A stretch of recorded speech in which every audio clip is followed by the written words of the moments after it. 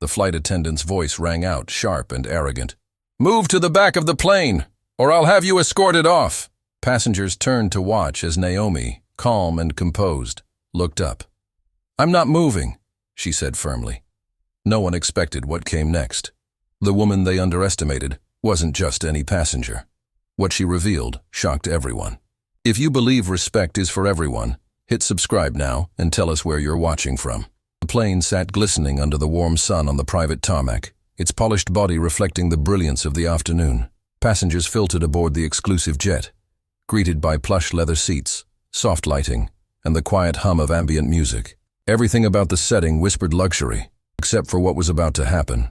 Naomi Reed stepped onto the aircraft, her navy blue blazer pressed to perfection, her natural curls framing a face that exuded quiet confidence. She was in her mid-30s, poised and radiant, her movements deliberate yet understated. To anyone watching, she seemed like a woman who was used to success but didn't need to flaunt it. She stopped at her assigned seat near the front, taking a moment to observe the cabin. Most passengers were already settled. A man in an impeccable suit scrolled through emails on his phone. An older couple exchanged quiet words as the woman pulled knitting needles from her bag, and a nosy socialite with an oversized hat angled herself for a better view of anyone she deemed interesting.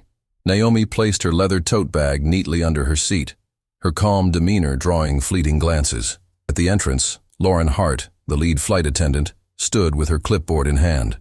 Lauren, in her early 40s, was sharp-featured with a tight, polished bun. Her crisp uniform matched her no-nonsense demeanor. She was the kind of person who thrived on order, but her version of order often came with assumptions. "Welcome aboard, Mr. and Mrs. Lancaster," Lauren chirped as the older couple approached. Her smile was warm, almost rehearsed, but genuine enough to charm. "It's always a pleasure having you." The Lancasters returned the smile, their familiarity with Lauren evident. But when Lauren's eyes landed on Naomi, the warmth drained from her expression. Naomi had just finished settling into her seat. Lauren's gaze lingered on the simple gold bracelet on Naomi's wrist, the sensible shoes she wore, and the quiet way she carried herself. A flicker of something sharp and disapproving flashed across her face, though it was gone in an instant. Lauren approached Naomi with measured steps, clipboard held firmly against her chest. "Excuse me," she said, her voice tight. "I think you're in the wrong seat." Naomi looked up, her expression calm but questioning. "No, I'm pretty sure this is my assigned seat," she said softly. Lauren's smile didn't reach her eyes. "This section is reserved for our VIP passengers. I'm going to have to ask you to move to the back." The words were spoken lightly, but the tone carried an edge of condescension that made nearby passengers turn their heads. The nosy socialite leaned slightly forward, her curiosity piqued. Naomi straightened in her seat, her hands resting on her lap. "You might want to check your list again," she said firmly but politely. Lauren let out a short, sharp laugh. "I don't need to check the list. I know who belongs here and who doesn't." The businessman across the aisle frowned slightly at Lauren's words but said nothing. The older couple exchanged uneasy glances, sensing the shift in the atmosphere. Naomi's face remained serene, though her eyes held a quiet strength. "I'm not moving," she said simply. Lauren's smile tightened further, her irritation seeping through. "I'm not going to ask again," she said, her voice growing louder. "If you don't move to the back of the plane, I will call security." The cabin fell into an uneasy silence. Passengers whispered to each other, some watching with open curiosity, while others looked away, uncomfortable with the scene unfolding. Naomi tilted her head slightly, her expression unchanging. "Call whoever you need to," she said softly. "I'm not moving." Lauren's composure cracked for the first time. Her face reddened as she turned on her heel and stormed to the front of the cabin. Grace, the junior flight attendant, stood near the cockpit door, her eyes wide with unease. "Grace," Lauren snapped, her voice clipped. "Escort her to the back." Grace hesitated, glancing at Naomi, who sat quietly in her seat. "But, Lauren, shouldn't we check?" "Don't question me," Lauren interrupted, her voice rising. "Do your job." Grace reluctantly stepped forward, her hands trembling slightly as she approached Naomi. "Ma'am," she began softly. "Would you mind?" "I would," Naomi interrupted, her tone still calm. She looked at Grace with a gentle but firm expression. I'm not moving. And if you're smart, you'll check the list before this goes any further. Grace's gaze flicked nervously between Naomi and Lauren. For a moment, she seemed ready to stand her ground, but Lauren's sharp glare froze her in place. Just move her, Lauren barked. Before Grace could respond, Naomi picked up her phone and typed something quickly. She set it back down on the armrest, her expression still serene. You're making a mistake, she said quietly, her words hanging heavy in the tense air. Lauren scoffed, crossing her arms. We'll see about that, she muttered. As Lauren turned to walk away, the businessman across the aisle leaned toward Naomi, his expression one of concern. Are you all right? He asked softly. Naomi offered him a small smile. I'm fine, she said. But deep down, everyone in the cabin could feel it. This was far from over. Lauren returned to the front of the plane, her irritation boiling over as she muttered under her breath.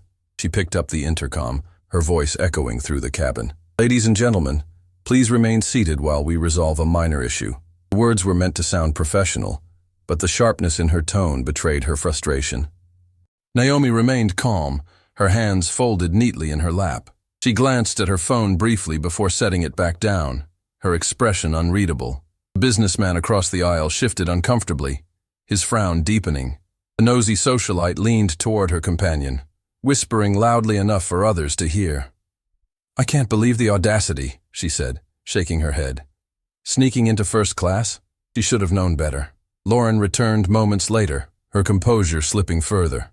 She stopped abruptly beside Naomi, arms crossed, and her voice now loud enough for the entire cabin to hear. This is your last warning, she said sharply. If you don't move to the back of the plane, I'll have no choice but to call airport security. You're disrupting the flight for everyone. Naomi slowly looked up at her, her calm demeanor unwavering. I've already told you, I'm not moving, and I'd advise you to stop escalating this situation. Lauren smirked, leaning closer as if to intimidate her. Oh, really? And who exactly do you think you are to give me advice? Before Naomi could answer, Grace stepped forward, clutching the passenger list. Her hands were trembling, but there was a hint of resolve in her voice. Lauren, she said, her voice hesitant but firm, I think we should double-check. She's listed here, in seat 2A. Lauren turned on her junior colleague, her expression darkening. You think I need you to tell me how to do my job? She snapped. I've worked here for over 15 years, Grace. I know who belongs in first class and who doesn't. Grace stepped back, her face flushing with embarrassment.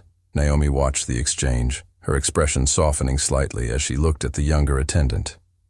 Thank you, Grace, Naomi said gently, her voice carrying a calm authority that made Lauren bristle. Don't thank her, Lauren barked. This isn't over. The businessman across the aisle cleared his throat, his voice cutting through the tension. If I may, he said, his tone measured but firm. This situation is unnecessary. The list clearly shows she's in the right seat. Perhaps we should move on. Lauren turned to him, her frustration bubbling over. With all due respect, sir, this is none of your concern. The businessman raised an eyebrow, leaning back in his seat. It became my concern the moment you started disrupting everyone's flight. Passengers murmured in agreement, their discomfort with Lauren's behavior becoming more apparent. Naomi tilted her head slightly, her gaze steady on Lauren. You're digging yourself into a deeper hole, she said softly, but by all means, continue. The quiet confidence in her voice only fueled Lauren's anger. You're going to regret this, Lauren snapped, her voice trembling with fury. I'll make sure you're escorted off this plane before we even take off. Naomi didn't flinch. Instead, she reached for her phone again, typing something quickly before placing it back down. We'll see about that, she said calmly. Minutes later, the pilot stepped out of the cockpit, his expression tense. The murmurs in the cabin quieted as he made his way toward the front. Lauren, he said sharply, his voice low but firm. I need a word. Lauren followed him toward the galley, her irritation evident. Captain, I'm just trying to...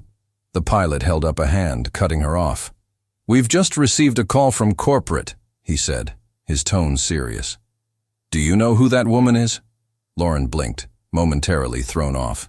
She's a passenger who thinks she can do whatever she wants. Why?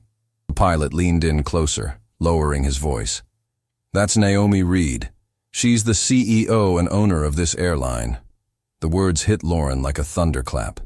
She froze, her mouth opening and closing as she tried to process what she'd just heard. "That can't be," she stammered. "Why would someone like her?" The pilot's gaze hardened. "Someone like her," he repeated, his voice sharp. "You've just insulted and humiliated the person who signs your paycheck, and now corporate is involved." Lauren's face turned ashen. She turned to glance at Naomi, who was now chatting quietly with the businessman across the aisle, her demeanor calm as ever. "What do I do?" Lauren whispered, panic creeping into her voice. The pilot sighed, shaking his head. "You've already crossed the line. I suggest you start thinking about damage control." Fast, Lauren returned to the cabin, her steps slower this time. She approached Naomi, her face pale and her earlier arrogance replaced by nervousness. "Miss Reed," she began, her voice trembling slightly. I apologize if there's been any misunderstanding." Naomi looked up at her, her expression unreadable. "A misunderstanding?" she repeated softly. "Is that what you're calling it?" Lauren swallowed hard, the weight of the situation finally sinking in. "I didn't realize who you were," she said quickly, her words tumbling over each other. Naomi tilted her head slightly, her gaze steady. "And if I weren't the owner of this airline, would your behavior have been any different?" Lauren opened her mouth to respond but found she had no answer. The cabin was silent, the passengers watching the exchange with rapt attention. Naomi stood slowly, her movements deliberate. She adjusted her blazer, her calm demeanor never faltering. "You'll regret this," she said quietly, her voice carrying the kind of authority that made everyone in the room sit a little straighter. At that moment, the sound of footsteps echoed from the front of the plane. Two sharply dressed assistants appeared, their movements brisk and purposeful. "Miss Reed," one of them said warmly, "we're here to address the situation." Lauren took a step back, her face draining of color as the assistants approached Naomi with quiet deference. Naomi turned to the passengers, her voice calm but firm. "I apologize for the disruption," she said. "This flight will resume shortly. In the meantime, some changes will be made." She turned her gaze back to Lauren, her expression unyielding. "And as for you," she said, her voice like steel, "you're done here." The tension in the cabin was palpable, thick enough to cut with a knife. Lauren stood frozen, her usually sharp demeanor crumbling under the weight of Naomi's calm authority. Her hands fidgeted at her sides as Naomi's assistants quietly conferred with her, their professionalism highlighting the stark difference between them and the flight attendant who had caused this entire fiasco. The businessman across the aisle leaned back in his seat, crossing his arms with a satisfied expression. The nosy socialite clutched her pearls, her whispered commentary forgotten as the realization of Naomi's identity sank in. Naomi turned to her assistants, her voice calm but firm. "Make sure the flight is back on schedule and that every passenger is accommodated. I'll address this matter directly." The first assistant nodded, pulling out a sleek tablet to coordinate with the ground crew. The second assistant moved discreetly toward the cockpit, speaking in hushed tones with the pilot. Naomi stepped forward, her heels clicking softly against the carpet as she approached Lauren. The once confident flight attendant now seemed impossibly small, her usual commanding presence replaced by a mix of fear and desperation. "Lauren," Naomi began, her tone calm but cutting, "you have repeatedly disrespected me, escalated a situation unnecessarily, and made it clear that you judge people based on appearances rather than their actions or rights as passengers." "Miss Reed, Lauren began, her voice trembling, but Naomi held up a hand to silence her.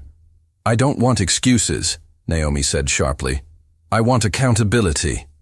Lauren swallowed hard, her eyes darting around the cabin, searching for an ally.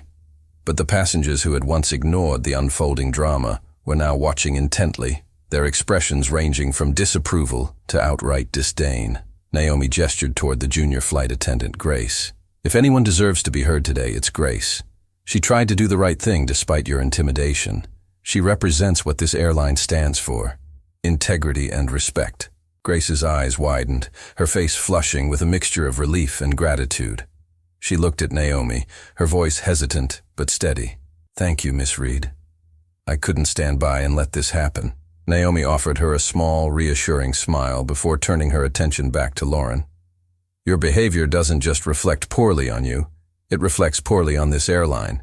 And as the owner, I won't tolerate it. Before Lauren could respond, the sound of footsteps drew everyone's attention. 2 uniformed security officers entered the cabin, their expressions professional and unyielding. One of Naomi's assistants gestured toward them, whispering something briefly. Miss Reed, one of the officers said respectfully, we've been informed of the situation. How would you like to proceed? Naomi glanced at Lauren, her expression unreadable. Escort her off the plane, she said simply. She's no longer employed by this airline, and she will not be allowed to harass or mistreat anyone else. Lauren's face turned ashen, her mouth opening and closing as she struggled to find the words to protest. Please, Miss Reed, she said, her voice breaking. I didn't mean... You didn't mean to get caught, Naomi interrupted, her tone icy. And now you'll face the consequences. The officers stepped forward, their presence commanding. One of them addressed Lauren directly. Ma'am, please collect your belongings and come with us. Lauren's hands trembled as she reached for her carry-on bag, her movements slow and hesitant. The passengers watched in silence, some openly filming the scene with their phones. The nosy socialite whispered to her companion, Well, karma's swift, isn't it? As Lauren was escorted off the plane, Naomi turned to address the passengers. Her voice was calm, but carried an undeniable authority. To everyone here, I apologize for the disruption and the unacceptable behavior you've witnessed today, she said. This is not the standard of service I expect on my planes or in my company. Moving forward, I will personally ensure that incidents like this never happen again. The cabin erupted into applause, the tension finally breaking as passengers expressed their support and admiration. The businessman across the aisle gave Naomi an approving nod, while Grace wiped a tear from her eye, overwhelmed by the moment. Naomi turned to Grace, her expression softening. Grace, your courage didn't go unnoticed. You stood up for what was right, even when it wasn't easy. You'll be hearing from my office about a promotion. Grace's eyes widened in shock. Thank you, Miss Reed, she said, her voice barely above a whisper. I promise I won't let you down. With the situation resolved, Naomi returned to her seat, her calm composure never faltering. The pilot's voice came over the intercom moments later, announcing that the flight would be departing shortly. As the plane taxied down the runway, Naomi gazed out the window, her reflection faintly visible against the glass. This wasn't just about holding someone accountable. It was about setting a precedent. Respect wasn't optional. It was a standard. As Naomi boarded another flight weeks later, the energy was palpably different. The crew greeted her warmly, their professionalism shining through. The lead flight attendant, a new face, smiled genuinely as she welcomed her aboard. Miss Reed, it's an honor to have you, she said. Naomi returned the smile, her presence as calm and commanding as ever. Settling into her seat, she looked out at the horizon, the world below blurring into a sea of blue and white. This wasn't just about one flight or one incident. It was about creating a culture of respect, one flight at a time.